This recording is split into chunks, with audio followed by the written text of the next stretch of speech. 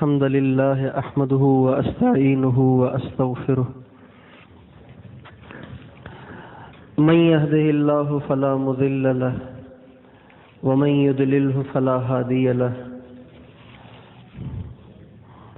وأشهد أن لا إله إلا الله وحده لا شريك له وأشهد أن سيدنا ونبينا وحبيبنا وشفيعنا وقرة أعيننا محمدا عبده ورسوله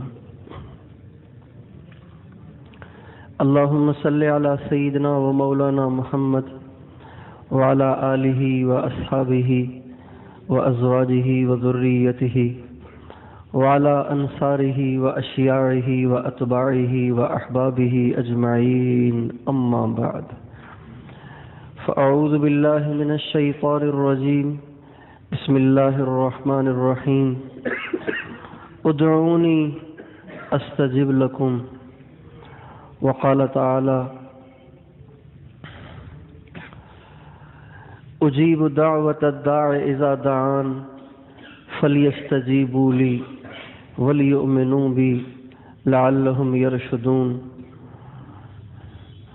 وقال تعالى قل ما يعبأ بكم ربي لولا دعاؤكم وقال النبي صلى الله عليه وسلم الدعاء مخ العبادة وقال عليه السلام الدعاء هي العبادة او كما قال عليه الصلاة والسلام.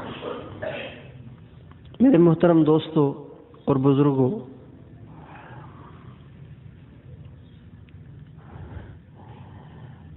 دنیا میں سب سے زیادہ ضرورت مند اور سب سے زیادہ محتاج وہ انسان ہے. پل پل میں اس کو ضرورتیں پیش آتی ہیں اور ہر لمحے یہ محتاج ہے، یہ پیاسا ہے، یہ بھوکا ہے. جتنی ضرورتیں اللہ تعالیٰ نے انسان کے ساتھ لگائی ہیں، اتنی ضرورتیں دنیا میں کسی بھی مخلوق کے ساتھ لگی ہوئی نہیں ہیں. جتنے تکلفات اور جتنی خواہشات اور جتنی آرزوئیں انسان رکھتا ہے، اتنی کوئی بھی نہیں رکھتا. مگر کیا کریں، اس دنیا میں اس کی گنجائش ہی نہیں کہ اس کے سارے ارمان پورے ہوں. دنیا میں اس کی گنجائش نہیں ہے کہ انسان کے سارے ارمان پورے ہو سکیں. اگر یہ ساری دنیا بھی لکھ کر کسی کو الاٹ کر دی جائے، ایک انسان کو، تو اس کی خواہشات کا سلسلہ اتنا لمبا ہے کہ اس کی خواہشات پھر بھی پوری نہیں ہوں گی، اس کی ضرورتیں پھر بھی پوری نہیں ہوں گی. یہ ہمیشہ بھوکا رہے گا، یہ ہمیشہ پیاسا رہے گا، یہ ہمیشہ محتاج رہے گا. ایسے نہیں ہوگا کبھی بھی کہ یہ کہے اب تو مجھے کسی چیز کی حاجت ہی نہیں. مگر کچھ لوگ ہیں جن کو اللہ تعالیٰ ساری کائنات سے بے نیاز کر دیتا ہے. انہیں کسی چیز کی ضرورت نہیں رہتی، انہیں کچھ نہیں چاہیے ہوتا. سب کا پیٹ خالی ہوتا ہے، بھوکا ہوتا ہے، لیکن ان کا پیٹ بھرا ہوتا ہے. وہ چند لوگ ہیں، اور عرض کروں گا کہ وہ کون ہیں. چونکہ انسان کی ضرورتیں بہت زیادہ ہیں اور انسان پل پل میں محتاج ہے، تو اس کو ضرورت ہے کسی ایسے طاقتور سہارے کی، ایسے طاقتور سہارے کی کہ اس کو جب کبھی کوئی پریشانی آئے نا، تو یہ فوراً اس کے پاس حاضر ہو جایا کرے، اپنے دل کا حال کہہ دیا کرے، اپنی ضرورتیں پیش کر دیا کرے اور ان سے اپنے کام کروا لیا کرے. انسان خود تو کر نہیں سکتا، ایسے خود نہیں کر سکتا. چاہے انسان کتنا طاقتور ہو جائے، لیکن اپنے سارے کام نہیں کر سکتا. وہ آپ دیکھیں نا، بادشاہ بھی تو ڈاکٹروں کے پاس جاتے ہیں. بادشاہوں کے کام بھی تو بہت ساروں میں پھنسے رہتے ہیں. بادشاہ تو اپنے نوکروں کے بھی محتاج ہوتے ہیں، ان کا نوکر ان کو چائے کی پیالی پیش کرے گا تو پیئیں گے ورنہ بیٹھے رہیں گے، کھانا پیش کرے گا تو کھائیں گے ورنہ بیٹھے رہیں گے، ان کو تو پانی پلانے کے لیے بھی کوئی اور چاہیے ہوتا ہے۔ جو جتنا زیادہ پیسے والا ہوتا ہے، جتنے بڑے عہدے والا ہوتا ہے، وہ اتنا زیادہ محتاج ہوتا ہے۔ جو غریب ہوگا وہ تو بھاگ کے پانی پی آئے گا، بھاگ کے کھانا کھا کے آ جائے گا، اور نہیں تو یہاں سے تھوڑے سے پکوڑے لے لیے، ایک ڈبل روٹی لے لی، اسی سے گزارا کر لے گا۔ کوئی برگر کھا لے گا، کوئی پیٹیز کھا لے گا، کوئی 2 کیلے ہی کھا لے گا۔ لیکن پیسے والے کو تو پھر تکلفات ہیں، اس کو تو نوکر بھی چاہیے، نوکرانیاں بھی چاہیے، اس کے تو بڑے تکلفات ہیں۔ اگر گہری نظر سے دیکھا جائے تو غریب کم محتاج ہے، مالدار زیادہ محتاج ہے۔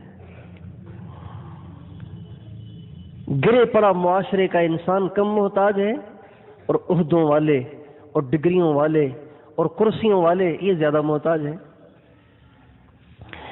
اب پیسے والوں کو بھی اس بات کی ضرورت ہے اور غریبوں کو بھی اس بات کی ضرورت ہے کہ کوئی ایسا سہارا انہیں حاصل ہو کہ اپنے سارے کام ان سے کہہ دیا کریں اور اپنے سارے کام ان سے کروا لیا کریں۔ تب دنیا میں اگر ہم ڈھونڈیں اور دنیا کا ہم سروے کر لیں، پوری زمین کا سروے کر لیں، ایشیا کا بھی، یورپ کا بھی، امریکہ کا بھی، آسٹریلیا کا بھی، افریقہ کا بھی، ساری کائنات کا آپ سروے کر لیں، تو ایسا تو کوئی انسان نہیں ملے گا کہ جو سب کے سارے کام کر سکتا ہو، سب کے سارے کام کر سکتا ہو۔ کوئی آپ نے سنا ایسا ہے؟ اس کا تو کسی میں کام نہ ہو اور سب کے وہ کام کر سکتا ہو، ایسا تو دنیا میں کوئی بھی نہیں ہے۔ لیکن ایک ذات ہے، ایک ہستی ہے کہ جو سب کے سارے کام کر سکتی ہے، سب کے سارے بگڑے کام بنا سکتی ہے، سب کے سارے ارمان سن بھی سکتی ہے اور پورے بھی کر سکتی ہے، سب کے سارے دکھڑے سنتا بھی ہے اور وہ دکھڑے دور بھی کر سکتا ہے۔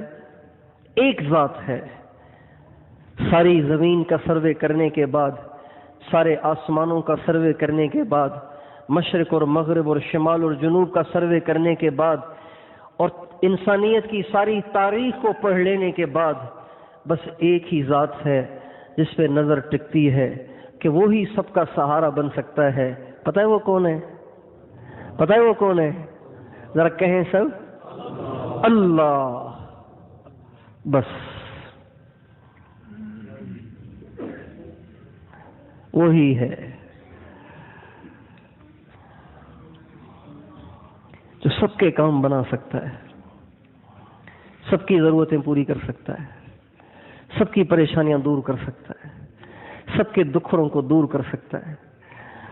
اور وہ ایسا ہے جو سنانے والوں کے سنانے سے اکتاتا نہیں، سنانے والوں کے سنانے سے تھکتا نہیں، سنانے والوں کے سنانے سے بیزار بھی نہیں ہوتا۔ ہم تو بیزار ہو جاتے ہیں۔ آپ سب نے دیکھا ہوگا، بچہ ایک دفعہ کہے امی، امی جواب دیتی ہے، دوبارہ کہے امی، امی جواب دیتی ہے، تیسری دفعہ کہے امی، امی جواب دیتی ہے، لیکن لہجہ ہر دفعہ کا لہجہ الگ ہوتا ہے۔ پہلے بلاوے کا لہجہ ذرا میٹھا ہوتا ہے اور دوسرے کا لہجہ ملا جلا ہوتا ہے، میٹھا کڑوا دونوں، اور تیسرے بلاوے کا جو جواب ہوتا ہے وہ خالص کڑوا ہوتا ہے، اور چوتھی دفعہ بلائے پھر تو بڑا غیظ و غضب سے بھرا ہوا ہوتا ہے۔ کیا دماغ کھا گیا تو چپ کر کے نہیں بیٹھتا؟ اللہ وہ ذات ہے کہ اسے لاکھوں دفعہ پکارا جائے اور اس کو پکارنے والے خرب ہوں، وہ اکتاتا نہیں ہے۔ وہ کبھی نہیں کہے گا کیا دماغ کھا لیا تم نے، سن تو لیا میں نے۔ اللہ وہ ذات ہے۔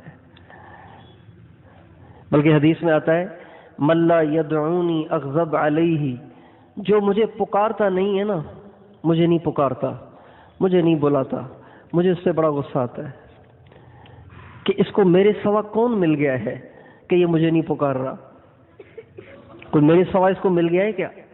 کوئی مجھ سے بھی اچھا مل گیا کیا اس کو کہ مجھے نہیں پکار رہی ہے؟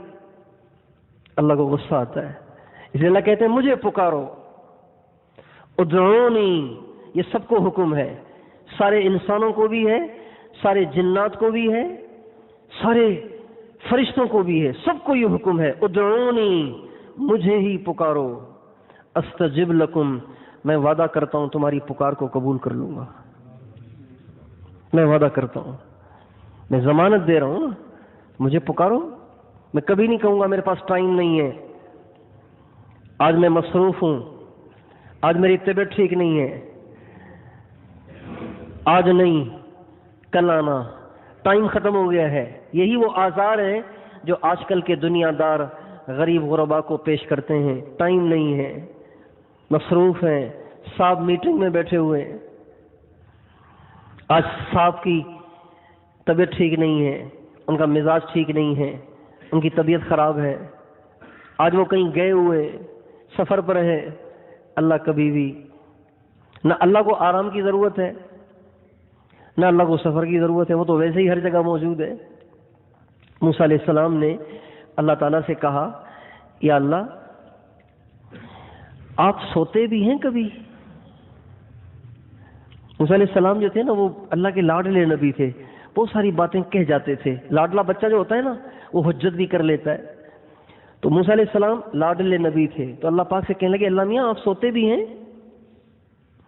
تو اللہ نے، اگر اللہ کہہ دیتے نہیں تو یہ جواب اتنا طاقتور نہیں تھا، تو اللہ نے پریکٹیکلی طور پر ان کو یہ سمجھایا کہ تیرے رب کو سونے کی ضرورت نہیں ہے۔ کیسے سمجھایا؟ اللہ نے کہا موسیٰ ایسے کرو، جواب تو بعد میں لے لینا، پہلے تم ایسے کرو، تم کانچ لے لو، کانچ لے کر اپنے ہاتھوں پر یوں کھڑے رہو اور ساری رات کھڑے رہنا، ساری رات کھڑے رہو، پھر صبح کو بتائیں گے ہم تمہیں کیا کرنا ہے۔ چنانچہ موسیٰ علیہ السلام نے کانچ لیے، کانچ سمجھتے ہیں نا، مانا شیشو، کانچ لے لو۔ اب انہوں نے ہاتھ میں کانچ لے لیے اور کھڑے ہو گئے۔ اب صبح تک کھڑا ہونے کا حکم ہے۔ اب موسیٰ علیہ السلام انسان تو تھے نا، رات کو تو ان کو بھی نیند آتی تھی، اب کھڑے تو ہو گئے اللہ کے حکم سے، لیکن جب بہت زیادہ دیر گزر گئی اور رات کالی ہو گئی اور ہر طرف سناٹا اور خاموشی چھا گئی اور سونے کا ماحول بن گیا، تو ان پر بھی نیند کا غلبہ ہونے لگا۔ اب بڑی مشکل سے وہ اپنے آپ کو قابو تو کر رہے تھے، آنکھیں بھی کھول رہے تھے، لیکن جب نیند بے قابو ہو جائے تو اس کو کوئی روک نہیں سکتا۔ تو موسیٰ علیہ السلام کی نیند بے قابو ہو گئی اور ایک دم جو ان کو اونگ آئی، یوں جو ہوا تو ان کے ہاتھ ہل گئے، ہاتھ جو ہلے تو کانچ زمین پر گر کر چکنا چور ہو گئے۔ جب کانچ چکنا چور ہو گئے تو اللہ تعالیٰ نے فرمایا، موسیٰ تیرے سوال کا جواب یہی ہے، اگر میں سو جاؤں تو یہ زمین آسمان کا نظام یوں ہی چکنا چور ہو جائے گا۔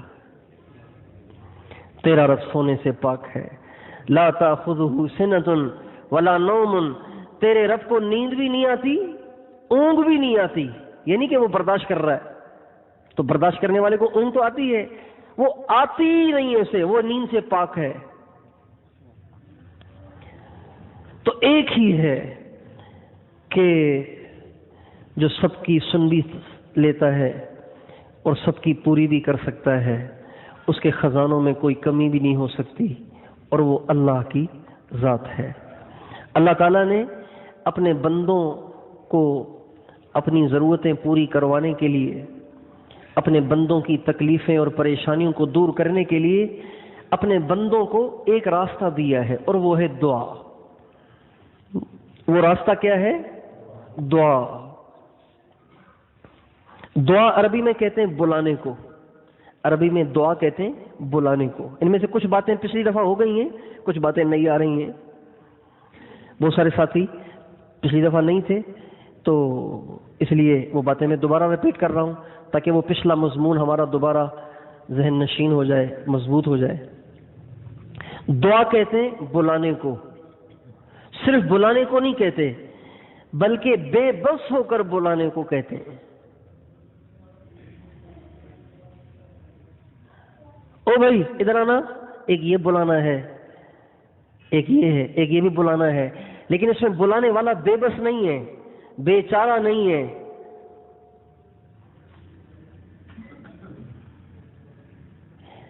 دعا اس بلانے کو کہتے ہیں جس میں بلانے والا بے بس ہوتا ہے، اس کے پاس کوئی چارہ نہیں ہوتا، اس کے پاس کوئی راستہ نہیں ہوتا، اس کو ہر طرف دروازے بند نظر آتے ہیں، اس کو کوئی چارہ کار نظر نہیں آتا۔ اب وہ جو پکارتا ہے دل کی گہرائیوں کے ساتھ اور اگلے کا جو رحم طلب کر رہا ہوتا ہے، اس کو دعا کہتے ہیں۔ اس کی مثال پچھلی دفعہ بھی دی تھی۔ ایک اور مثال، ایک چھوٹا بچہ ہے، 3-4 سال کا بچہ، تو وہ دروازہ کھولنا چاہتا ہے،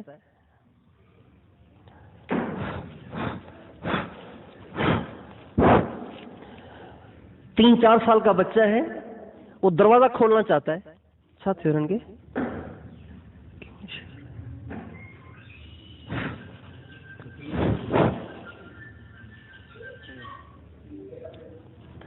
3-4 سال کا بچہ ہے، تو چھوٹے بچوں کو گھومنے کا شوق ہوتا ہے نا، ہمارے گھر میں بچے تو سارا دن ہم دیکھتے رہتے ہیں، تو کہتے ہیں بس دروازہ کھولے اور ہم بھاگیں باہر۔ انہوں نے دنیا دیکھی نہیں ہوتی تو ان کو شوق ہوتا ہے کہ دیکھوں باہر کیا ہو رہا ہے۔ تو 3-4 سال کا بچہ دروازے پہ آ گیا ہے، اب دروازہ کھولنا چاہتا ہے۔ اب زور تو اپنی طاقت کے مطابق وہ بہت لگا رہا ہے، لیکن دروازہ کھولنے کے لیے بھی تو ٹیکنیک چاہیے، صرف زور تھوڑی چاہیے، اور ٹیکنیک اس کو آتی نہیں ہے۔ اب جب وہ پورا زور لگا کے تھک جاتا ہے تو بڑی بے بس نگاہوں کے ساتھ وہ اپنی ماں کو دیکھتا ہے، اپنے باپ کو دیکھتا ہے، اور اپنی توتلی زبان میں انہیں اس بات پہ آمادہ کرنے کی کوشش کرتا ہے کہ میرا دروازہ تو کھول دینا، میں باہر جانا چاہتا ہوں۔ تو جیسے وہ اپنا سارا زور لگا کر بے بس ہو جاتا ہے اور پھر بے بس ہو کے ماں کو پکارتا ہے اور باپ کو پکارتا ہے، بالکل اسی کو ہم دعا کہتے ہیں۔ دعا یہ ہے کہ بندہ ہر طرف سے نا امید ہو جائے، ہر طرف سے نا امید ہو جائے، اس کو کسی میں کوئی آسرا نہ رہے، کسی میں کوئی امید نہ رہے، کسی میں کوئی توقع نہ رہے۔ ہمارے ایک بزرگ تھے حضرت جی مولانا انعام الحسن صاحب رحمۃ اللہ علیہ، وہ فرماتے تھے دعا کے آداب میں سے ہے، دعا کے آداب میں سے ہے کہ ہر طرف سے کٹ کر مانگو۔ اگر دل کہیں اٹکا ہوا ہوگا، کہیں جڑا ہوا ہوگا، تو دعا کی پرواز زوردار نہیں ہوگی، یہ دعا آپ کے سر پہ گھومتی رہے گی، یہ اوپر نہیں جائے گی۔ دعا کی پرواز، اس کی دعا پرواز پکڑے گی کہ جو ہر طرف سے کٹا ہوا ہو، اسے کسی سے کوئی توقع نہ ہو، کسی سے کوئی امید نہ ہو، اللہ ہی کو سب کچھ سمجھتا ہو، اس کے سامنے کئی دروازے نہ ہوں، ایک ہی دروازہ ہو۔ یہ دعا کے آداب میں سے ہے کہ ہر طرف سے کٹا ہوا ہو، کہیں امید نہ ہو، کہیں توقع نہ ہو۔ اس لیے یہ جو ہم سورہ فاتحہ پڑھتے ہیں نا، سورہ فاتحہ دعا ہے، یہ اللہ نے دعا مانگنے کا طریقہ ہمیں سکھایا ہے۔ اب دیکھیں اس میں اللہ کیا، اس میں ہم کیا کہتے ہیں، ایاک نعبد و ایاک نستعین، اے اللہ ہم تیری ہی عبادت کرتے ہیں۔ یہ ہی کا لفظ بھی قرآن میں ہے، ایاک، تیری ہی عبادت کرتے ہیں اور تجھ ہی سے مدد طلب کرتے ہیں، تجھ سے نہیں، تجھ ہی سے، یہ بھی قرآن میں۔ اللہ نے ہمیں صرف مانگنا نہیں سکھایا، صرف مانگنا نہیں سکھایا، بلکہ مانگنے کے آداب بھی سکھائے کہ مجھ سے اگر مانگنا ہے تو مجھ سے مانگنے سے پہلے اپنے دل کو میرے غیر سے خالی کرو، ہر طرف سے نگاہیں ہٹاؤ،